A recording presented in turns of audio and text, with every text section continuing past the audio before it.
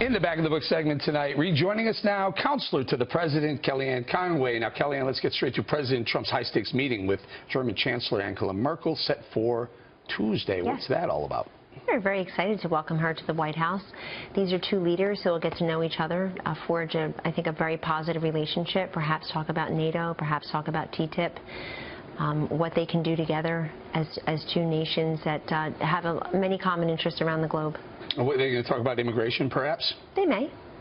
I mean, because that's really the elephant in the room is that Angela Merkel allowed up to 1 million refugees, and now she may have regrets about that. Maybe she can give President Trump a little advice on maybe not going so aggressive with that. Or vice versa. And President Trump has stated his position on that publicly in the past. But I'll leave it to these two leaders, Eric, whether they will talk about that publicly or whether they will address that privately. But obviously, we'll have a press conference as well. You mentioned NATO. Now, Germany is one of the NATO countries that may be underperforming on their obligation to finance NATO. Some people see it that way. So but we were, I think today in a briefing to the press, a senior administration official indicated that the president is heartened to hear that he can discuss that particular issue surrounding NATO.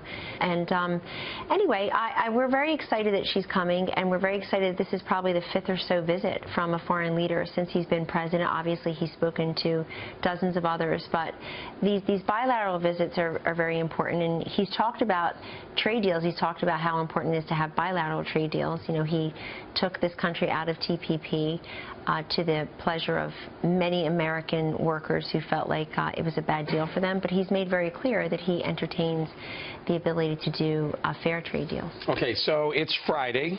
Tomorrow's Saturday. What happens on Saturday at 11:30 Eastern? What happened? The SNL, a lot of people are wondering, what's your reaction to the SNL skits? Oh, it depends. I see some of them. Oh, there we are. I'm usually asleep by the time they come on, I confess, but I see some of them. I think most of them are good-humored.